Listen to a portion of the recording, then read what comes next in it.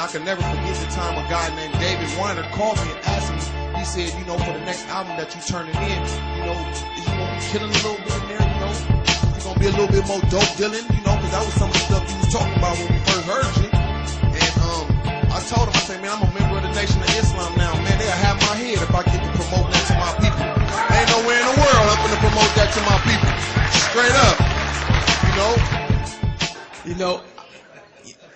You know, a lot of what he's saying is actual fact. You know, it's actual fact. Yet it also speaks to the environment in which we are embedded as young black males and females in this particular society. You know, hip-hop changing from positive to negative was not a consequence of history. It was not a circumstance of history.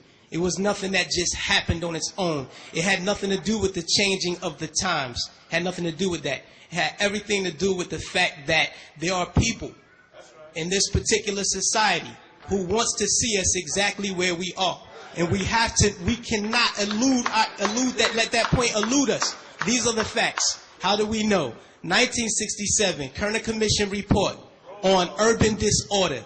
When black people said, yo, we're tired of this system. You know what I mean? This system is oppressing us. So we rebelled against the system.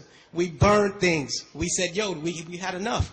He did his little report on what caused these riots. He said, what caused these riots? He said it was young children who started these riots, and what was motivating them was a high self-esteem and an enhanced racial pride.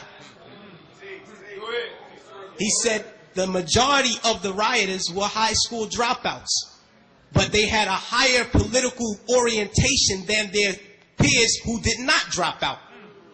And they saw the system as their enemy, so they attacked it in the right circumstance. So, fast forward to 1992. Same thing. #1 record on the radio, we had Fight the Power. Fight the Power is on the radio. Rodney King is beaten before the world. The black youth rebelled against the system. Again, they did it again. And why? What primed them? Positive hip-hop. Primed them. Fight the Power. X-Clan. Brand Nubian. You had these groups out here who were pushing, who were politically orienting black kids in the right direction, giving them the proper prompters that they needed so that they can respond properly to oppression. All right?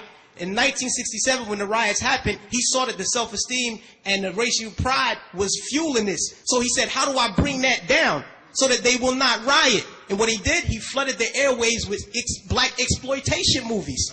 Nigga Charlie and the Return of Nigga Charlie. These were movies. Hip-hop didn't start calling people niggas. We had Shaft. We had Coffee. Black girl turned prostitute to do whatever. You know what I mean? But these black exploitation movies brought down the self-esteem and the racial pride so that the kids will not rebel against the system of oppression. 92, the racial pride was back in effect. We had black kids going to Dr. Ben Yuckanin lectures. We were spending our money to go see Farrakhan speak as opposed to going to a strip club. This is where we were. The most coveted article of clothing was a historically black college or university sweater. We were motivating children towards positive attitudes and lifestyles. And when Rodney King got the beating, heads responded properly. Fast forward to our day. Sean Bell is shot 50 times in the street in New York by police officers. #1 song on the radio, Like a Lollipop. Nobody do nothing. Nobody respond to nothing. Trust me. Trust me.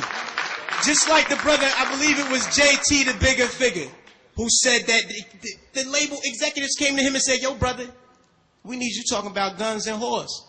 You know what I mean? That's right. That happens.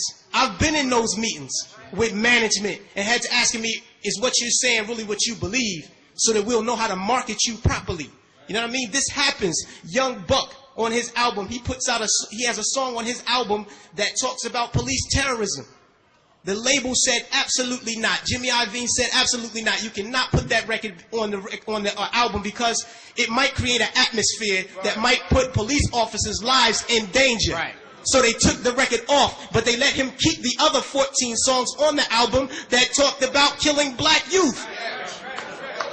So this is what we're dealing with. We're not dealing with a circumstance or consequence of history. You know what I mean? The environment that we're embedded in puts us in a situation where we feel we have to maneuver and play the game and water our message down. You know what I mean? But no, what happened was they intentionally shifted the paradigm to get us exactly where we are right now.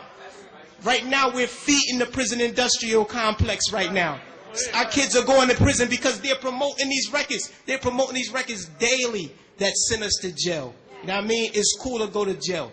You know what I mean? They glorifying these things. And it's not the black youth. We're in a position where we get, like the brother said, the choice. You know, he said, yo, I chose the positive. So I didn't do it. But every youth is not going to take that route. I know I come from the projects. Grew up in the projects all my life. You know what I mean? And we're not turning down $500,000 to say nigga. We're not going to do it because we won't turn down $200 to take a package of crack from one corner to the next. You know what I mean? We're living in a state of poverty and want of all things. So it's hard for us to make that. Our judgment is clouded. And they knew that the judgment would be even more clouded if they took groups like X-Clan off the radio. This is just what it is. And until we start to deal with the environment that's shaping the behavior, we'll never get to the next level. We have to confront that. Please. This generation, these 15, 16, 17-year-olds, they listen to raps like it's the scriptures. They live their life based on what rap says.